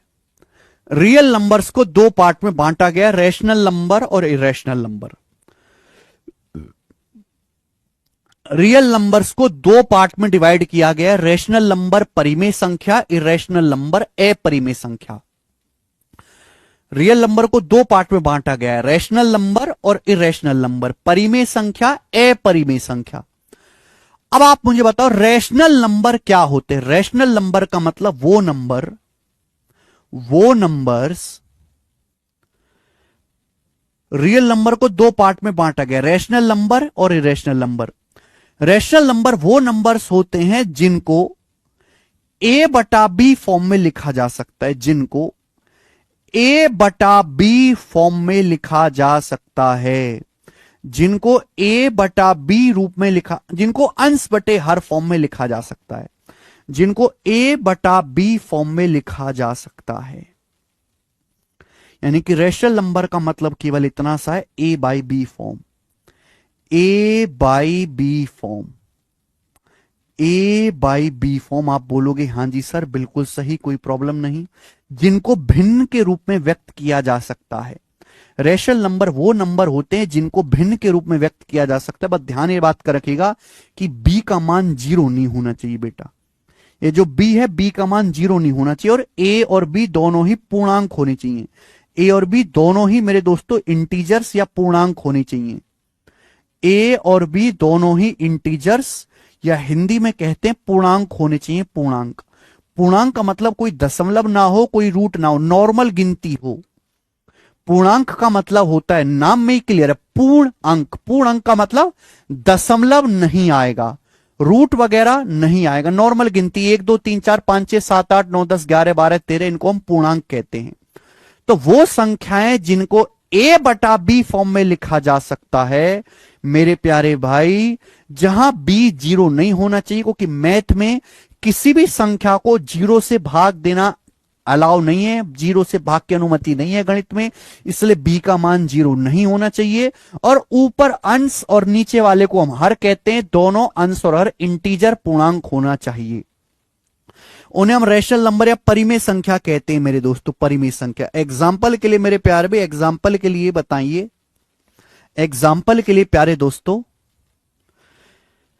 एग्जाम्पल के लिए जैसे कि नॉर्मल आपकी गिनती हो गई, नॉर्मल 5 5 5 एक रैशनल नंबर है। क्यों? 5 को कैसे लिख सकते हो? 5 बटा 1 लिख सकते हो कि नहीं? 5 भी आपका पूर्णांक है, 1 भी आपका पूर्णांक है, और ए बटा बी फॉर्म है। तो 5 क्या है? एक रैशनल नंबर है। 7 भी रैशनल नंबर है, 100 भी रैशनल नंबर है, 100 भी। यानी कि जितनी भी गिनतियां, जितनी भी नॉर्मल गिनती हैं, जितनी भी आपकी मेरे दोस्तों काउंटिंग है, सब रैशनल नंबर होते हैं। निगेटिव, जैसे निगेटिव 23 है, रैशनल नंबर है निगेटिव 23। मैं -23 को क्या लिख सकते हो? -23/1। इंटीजर तो निगेटिव भी हो सकते हैं ना, -1, -2, -3, -4, -5। ये सब मेरे दोस्तों इंटीजर से। ये आपके सामने जो भी लिखा है ना, पूरे पूरे कदम 0, 1, 2, 3, 4, 5, -1, -2, -3, -4, ये मेरे प्यारे भाई सब आपके जो हैं इंटीजर्स हैं। जीरो भी एक इंटीजर है, जीरो भी एक पूर्णांक है। बस जीरो ना पॉजिटिव होता है ना नेगेटिव होता है। धीरे धीरे मैं आपको बताऊंगा सारी बातें। जीरो भी एक पूर्णांक है, बस जीरो ना तो पॉजिटिव होता है ना ही जीरो नेगेटिव होता है। ठीक है भाई। तो -23, -4 है भाई, -2, ये सारे के सारे जो हैं ये सब रैशनल नंबर हैं कि इनको a बटा बी फॉर्म में लिखा जा सकता है। जितनी भी भिन्न है, जितनी भी फ्रैक्शन है मेरे दोस्तों, फ्रैक्शन ले लीजिए। जैसे आपके सामने लिख दिया बेटा 8/5, रैशनल नंबर है बेटा।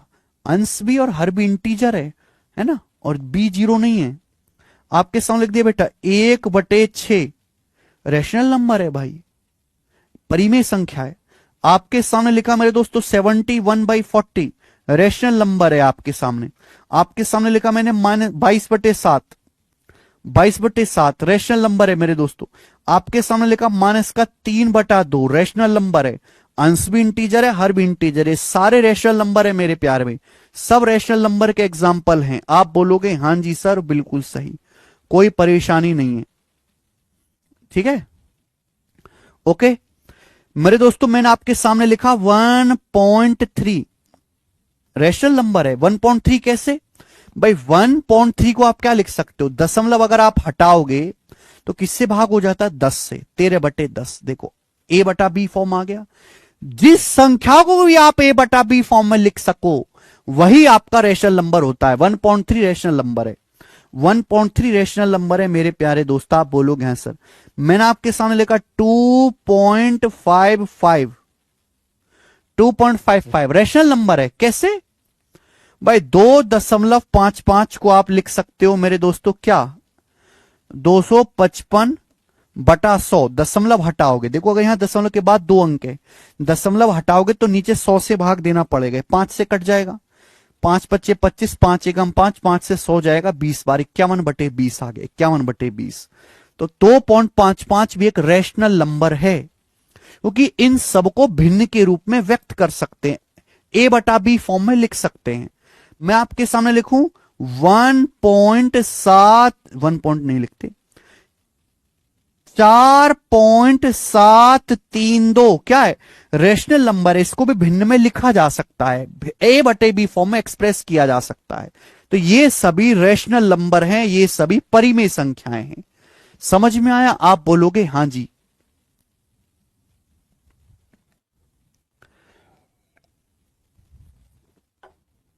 सर 0/0 क्या होगा? 0/2 क्या होगा? बिल्कुल जी मैं आपको बताता हूं।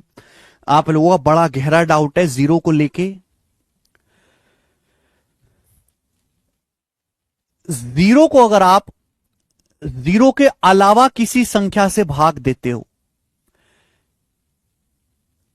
जीरो को आप जीरो के अलावा किसी नंबर से भाग देते हो तो जीरो आता है। Zero, zero. मैं आपसे कहूं जीरो को 7 से डिवाइड करने पर क्या आएगा? तो जीरो को 7 से डिवाइड करने पर बेटा जीरो ही आएगा। क्लियर? आप बोलोगे हां जी सर बिल्कुल सही, एकदम क्लियर है, कोई भी परेशानी नहीं है। जीरो को जीरो के अलावा किसी नंबर से भाग देने पर जीरो ही आता है। मैं जीरो को 7 से भाग देता हूं बेटा, कितनी बार जाएगा? जीरो को 7 से भाग देता हूं, 0 बार जाएगा। 0 एकम 0, क्या बच जाएगा मेरे दोस्तों? 0 ही बच जाएगा। ओके, किसी को कोई परेशानी? आप बोलोगे नहीं सर कोई भी परेशानी नहीं है, ये तो बड़ी सिंपल सी बात है।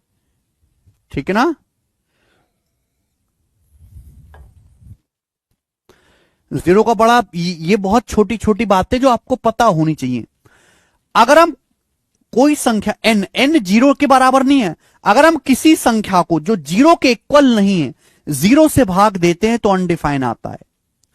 किसी भी संख्या को जीरो से भाग देने की परमिशन गणित में नहीं है, अनडिफाइन आता है। अगर आप जीरो को जीरो से भाग दोगे, जीरो को जीरो से भाग दोगे तो भी अनडिफाइन आता है। जीरो को जीरो से भाग गणित में नहीं दिया जा सकता। लेकिन इन दोनों अनडिफाइन में भी फर्क है थोड़ा सा, ठीक है बेटा। आपको जानने की जरूरत नहीं है ना, आपकी उम्र है ये सब जानने की। एक उम्र थी जो बीत गई ये सब जानने की, अब आप बुढ़े होने की कगार पर रहे हो, नौकरी लेनी है बस आपको। जीरो को जीरो के अलावा किसी नंबर से भाग दोगे जीरो आएगा। कोई संख्या अगर जीरो नहीं है उसको जीरो से भाग दोगे अनडिफाइन होगा। जीरो को जीरो से भाग दोगे अनडिफाइन, अपरिभाषित है। ऐसा मैथ में कुछ होता ही नहीं कि जीरो को जीरो से भाग दिया जाए, ठीक है। आगे चलते हैं। तो मेरे दोस्तों आपके मन में जो डाउट आ रहा होगा सर जीरो क्या है, तो जीरो भी एक आपका रैशनल नंबर है। Zero is also rational number. Zero एक परिमेय संख्या है, क्योंकि जीरो को क्या आप लिख सकते हो, 0/1। जीरो एक इंटीजर है, हां जी है। 1 एक इंटीजर है, हां जी है। और रेशनल नंबर की परिभाषा इतनी है, वो संख्याएं जिनको a/b फॉर्म में लिखा जा सके वो रेशनल नंबर कहलाते हैं। तो जीरो भी एक रेशनल नंबर है, जीरो भी एक रेशनल नंबर है। समझ में आया? 17/13 रे भाई, बताया तो 17/13 एक रेशनल नंबर है। कितनी बार मैं बताऊं? ठीक है, आप बोलोगे हां जी सर। और बेहतर समझने के लिए मेरे दोस्तों, और बेहतर समझने के लिए मैं आपको समझाऊंगा दशमलव। दशमलव देखो बच्चा, दशमलव ना 3 टाइप के होते हैं। दशमलव ना 3 टाइप के होते हैं। दशमलव, दशमलव जो संख्याएं होती हैं वो 3 प्रकार की होती हैं। दुनिया में जितनी भी भिन्न है, जितनी भी फ्रैक्शन है, वो सारी की सारी रैशनल नंबर हैं। जितने भी, इतने सारे एग्जाम्पल दे दिए, अब तो आत्मा में तसल्ली पड़नी चाहिए यार। मैं क्या जिंदगी भर एग्जाम्पल ही लिखता रहूंगा? अंश और हर इंटीजर है यार। इतनी सी बात क्यों नहीं समझते तुम लोग? गोबर भरा है क्या आप लोगों की खोपड़ी में? अंश इंटीजर, हर इंटीजर, भाग लगा दो, आ गया रैशनल नंबर, बात खत्म। सर -5/0 क्या है? अरे यार कैसे बालक हो भाई यार, तुम लिखा तो हुआ है, मर गए हो क्या यार तुम? कैसे? अरे किसी भी संख्या को जीरो से भाग दोगे अनडिफाइन आता, लिखा तो है, क्यों पूछ रहे हो?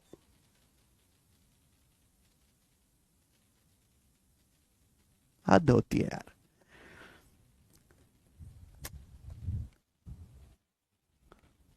बिल्कुल बुद्धि एकदम बेच के खा गए हो यार तुम लोग। दशमलव संख्याएं 3 प्रकार की होती हैं। पहला होता है टर्मिनेटिंग डेसिमल। टर्मिनेटिंग डेसिमल यानी कि शांत दशमलव। टर्मिनेटिंग नाम में क्लियर है, टर्मिनेटिंग, टर्मिनेटिंग, टर्मिनेट हो जाएंगे, खत्म हो जाएंगे, एक दिन इसका अंत हो जाएगा, एक दिन इनकी मौत हो जाएगी बेटा, एंड हो जाएंगे, एंड हो जाएंगे, शांत हो जाएंगे, शांत दशमलव। एग्जाम्पल के लिए मेरे दोस्तों जैसे कि 2.4, 2 पॉइंट के आगे एक अंक चला, थोड़ा सा खत्म हो गया। दो के आगे, दशमलव के आगे एक ही अंक है, खत्म हो गया। तो 2.4 को आप फ्रैक्शन में लिख सकते हो। दशमलव हटाओ तो 10 से भागोगी, 12/5, 2 से कट जाएगा 12/5। यानी कि 2.4 एक रेशनल नंबर है, एक परिमेय संख्या है। क्यों? क्योंकि 2.4 को आप भिन्न a/b के रूप में लिख सकते हो। जैसे कि आपके सामने आ गया मेरे दोस्तों 1.76, 1.76। दशमलव हटाइए मेरे प्यारे भाई, दशमलव के बाद 2 अंक है, 100 से भाग दीजिए, 4 से चला जाएगा, 44/25। यानी कि 1.76 को भी आप दशमलव की फॉर्म में लिख सकते हो, डेसिमल की फॉर्म में, फ्रैक्शन की फॉर्म में 1.76 को भी भिन्न के रूप में लिख सकते हो। अंश भी इंटीजर है, हर भी इंटीजर है, तो क्या है? Rational number. तो दुनिया में जितने भी टर्मिनेटिंग डेसिमल हैं, जितने भी शांत डेसिमल हैं, उन सभी को भिन्न में बदला जा सकता है, उन सभी को भिन्न में बदला जा सकता है। जैसे कि आपके सामने लिख दिया 9.371, ये हो गया शांत दशमलव। शांत दशमलव मतलब दशमलव के बाद 3 अंक तक चले फिर खत्म हो गए। दशमलव के बाद केवल 3 अंक है, फिर खत्म हो गया। इन्हें हम बोलते हैं शांत दशमलव। इसको भी भिन्न में बदल सकते हो। कैसे बदलोगे? दशमलव हटाइए और 1000 से भाग हो गया, 1000 से भाग हो गया।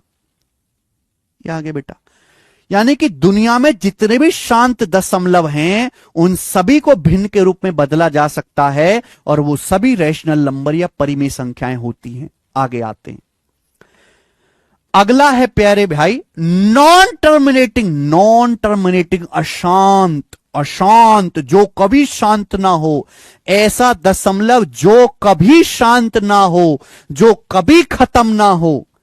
ऐसी दशमलव संख्याएं जो कभी खत्म नहीं होती, कभी दी एंड नहीं होता उनका, बट रिपीटिंग, लेकिन बार बार एक ही पैटर्न को रिपीट करती हैं, बार बार एक ही पैटर्न रिपीट करती रहती हैं, बार बार वही चीज रिपीट करती रहती है। रिपीट मोड उनका ऑन रहता है ना, बिल्कुल औरतों की मुंह की तरह, कभी खत्म नहीं होता, बस रिपीट में चलता रहेगा। रेडियो रिपीट में चलता रहेगा, वह बार बार बार बार वही चीज चलती रहेगी रिपीटिंग मोड में। मेरे दोस्तों समझ में आया? जैसे कि एग्जाम्पल के लिए आपके सामने लिख दिया मैंने 0.33333333333333333333 ये लिख दिया मैंने आपके सामने। 0.3333333333 ये लिख दिया बच्चों मैंने आपके सामने। यानी कि पूरी दुनिया का कागज बना लो, पूरी दुनिया के पेड़ों को काट के, और आप 0.333333 लिखते जाओ, ये खत्म नहीं होगा कभी भी। इसे बोलते हैं अशांत। अशांत है लेकिन बार बार एक ही संख्या आ रही है, 3 ऐसा नहीं है कि कभी 4 आ गया, कभी 6 आ गया, कभी 5, अपनी मर्जी नहीं है, बार बार एक ही नंबर आ रहा है 3। आप इसको भी भिन्न में बदल सकते हो। दशमलव हटाइए, और मेरे दोस्तों 0.333 को आप ऐसे लिखते हो शॉर्ट में। कैसे लिखते हो? ऐसे लिखते हो शॉर्ट में 0.33 के ऊपर बार, ये होता है इसको लिखने का तरीका।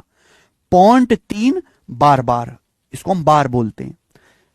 कैसे लिखोगे भिन्न में? दशमलव हटाइए, बार हटाइए, 9 से भाग कर देंगे, 3/9, 1/3। 1 को 3 से भाग दीजिए, 0.3333 आएगा। 1 को 3 से भाग देंगे, 0.3333 आएगा। 1 को 3 से भाग देंगे, 0.3333 आएगा। बोलो, आप बोलोगे हां जी सर बिल्कुल सही, कोई परेशानी नहीं है, मजा आ गया। 0.3333 आएगा। आपके सामने लिख दिया मेरे दोस्तों 0.51515151 0.515151515151515151 0.51515151515151 पूरी दुनिया की आप किताब निपटा दो, ये कभी खत्म नहीं होगा। इसलिए इसका नाम है अशांत। नाम में ही परिभाषा बेटा, अलग से तो पढ़ना नहीं पड़ता, नाम में ही परिभाषा है। अशांत, कभी शांत नहीं होगा, पुनरावर्ती, रिपीटिंग, बार बार एक ही पैटर्न रिपीट कर रहा है, 51515151। तो इसको हम कहते हैं 0.51 बार। 0.51 बार मेरे दोस्तों, क्लियर है? आप बोलोगे हां जी सर। इसको भिन्न में कैसे बदलेंगे?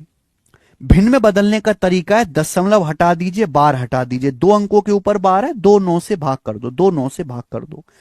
जब मैं आपको सिंप्लीफिकेशन चैप्टर पढ़ाऊंगा, सरलीकरण, तो पूरी 2 घंटे की अलग से क्लास होगी जिसमें मैं आपको यही समझाऊंगा कि कैसे इनको भिन्न में बदला जाता है, कैसे मैं आपको वहां बताऊंगा। आज कैसे नहीं बताना, आज मेरा मकसद ये सिखाना नहीं है कि इसको भिन्न में कैसे बदला, मेरा मकसद ये सिखाना नहीं है आज कि इसको भिन्न में कैसे बदला। मेरा मकसद ये बताना है केवल कि हर अशांत पुनरावर्ती दशमलव को, हर नॉन टर्मिनेटिंग रिपीटिंग डेसिमल को भी भिन्न में बदला जा सकता है। भिन्न में बदलोगे 3 से कट जाएगा 17/33, 17/33। आप बोलोगे हां जी सर।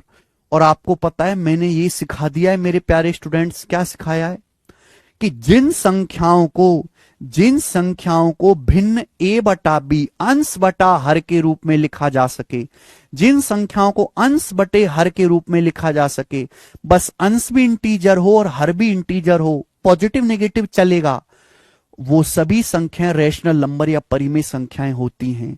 तो नियम, कायदा, कानून ये बन गया मेरे दोस्तों, जितने भी टर्मिनेटिंग डेसिमल होते हैं या नॉन टर्मिनेटिंग रिपीटिंग डेसिमल होते हैं मेरे प्यारे भाई, ये कैसे होते हैं? ये सब रैशनल नंबर होते हैं, परिमेय संख्याएं।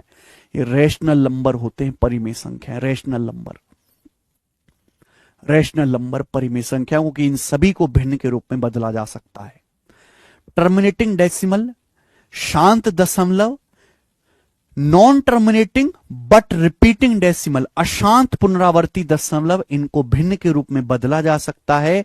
इसलिए सारे के सारे रैशनल नंबर होते हैं, ये सारे के सारे परिमेय संख्याएं होते हैं। आप बोलोगे हाँ जी सर, हमें अच्छी तरीके से समझ में आ गया, कोई भी परेशानी नहीं है। तो बेटा मैंने आपके सामने इतने सारे एग्जाम्पल लिखे, ये सारे के सारे रैशनल नंबर हैं, ये सारे के सारे परिमेय संख्याएं हैं, ठीक है ना। ये सब मेरे दोस्तों 1.3, 2.55, 4.732, ये सब टर्मिनेटिंग डेसिमल हैं। जीरो भी मेरे दोस्तों आपका एक रैशनल नंबर है। मैं आपसे पूछूं मेरे दोस्तों कि ये बताओ, मैं आपसे पूछूं कि 1.7 बार कैसा नंबर है, तो आप कहोगे सर ये एक रैशनल नंबर है। जब मैंने आपसे कहा 1.7 बार, तो इसका मतलब है 1.7777777। इसको भी भिन्न के रूप में लिख सकते हो। इसकी भिन्न में वैल्यू होगी बेटा 1 सही 7/9, ये इसकी भिन्न में वैल्यू हो जाएगी, ठीक है ना। यानी कि जो दशमलव बेशक अशांत है लेकिन बार बार एक ही पैटर्न को रिपीट करते हैं, उनको हम उनको हम क्या बोलते हैं, नॉन टर्मिनेटिंग रिपीटिंग डेसिमल बोलते हैं, और वो रैशनल नंबर ही होते हैं मेरे दोस्तों। मैंने आपके सामने लिखा 0.55555555, ये कैसा डेसिमल है मेरे दोस्तों, ये एक रैशनल नंबर है, ये एक non terminating but repeating decimal है। तो दुनिया में जितनी भी संख्याएं जिनको अंश बटे हर फॉर्म में लिखा जा सकता है, बस अंश और हर इंटीजर पूर्णांक होना चाहिए, वो सभी रैशनल नंबर या परिमेय संख्याएं कहलाती हैं। और मैंने ढेरों एग्जाम्पल आपके सामने लिखे हैं, समझने वाले को समझ में आ गए होंगे। धीरज कुमार कह रहे हैं 5/-1 कौन सा नंबर है। 5/-1 का मतलब ये 5 इंटीजर है, ये भी इंटीजर है, रैशनल नंबर है, ये भी पूर्णांक है, ये भी पूर्णांक है, रैशनल नंबर। इसमें क्या डाउट है बेटा, आपको क्या डाउट है। आपके सामने एग्जाम्पल लिखा तो है ऐसा -3/2, ये एग्जाम्पल मैंने लिख तो दिया।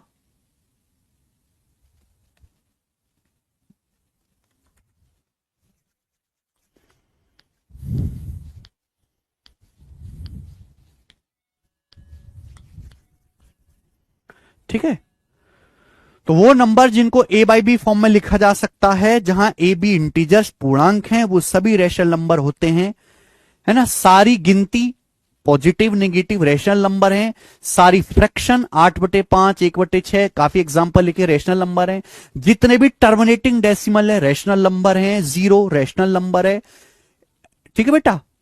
Non terminating but repeating decimal, अगर कोई दशमलव अशांत भी है, नॉन टर्मिनेटिंग है लेकिन बार बार एक ही पैटर्न को रिपीट कर रहा है, वो भी मेरे दोस्तों रैशनल नंबर कहलाते। ये सारे रैशनल नंबर हैं। √16 मेरे दोस्तों क्या होता है, √16 होता है 4 को आप लिख सकते हो 4/1, यानी कि √16 भी एक रैशनल नंबर है, ठीक है। मैंने बस आपसे एक छोटी सी बात बोली, उससे बाहर मत सोचा करो, आप बिल्कुल मत सोचा करो उससे बाहर। मैंने क्या बोला, मैंने ये बोला वो संख्याएं जिनको अंश बटा हर A/B फॉर्म में लिखा जा सकता है, वो सभी रैशनल नंबर होते हैं, जहां A इंटीजर होना चाहिए, B इंटीजर होना चाहिए। इंटीजर पॉजिटिव भी हो सकता है, निगेटिव भी, और B 0 नहीं होना चाहिए, B 0 नहीं होना चाहिए। इसके आगे तुम सोचते क्यों हो।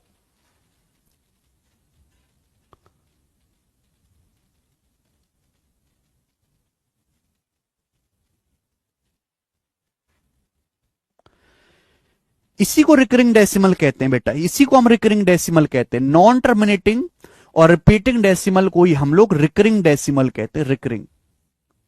रिकरिंग डेसिमल कुछ नया नहीं है भाई मेरे, यही रिकरिंग डेसिमल है दोस्त, ठीक है। इसी को हम लोग रिकरिंग डेसिमल कहते हैं।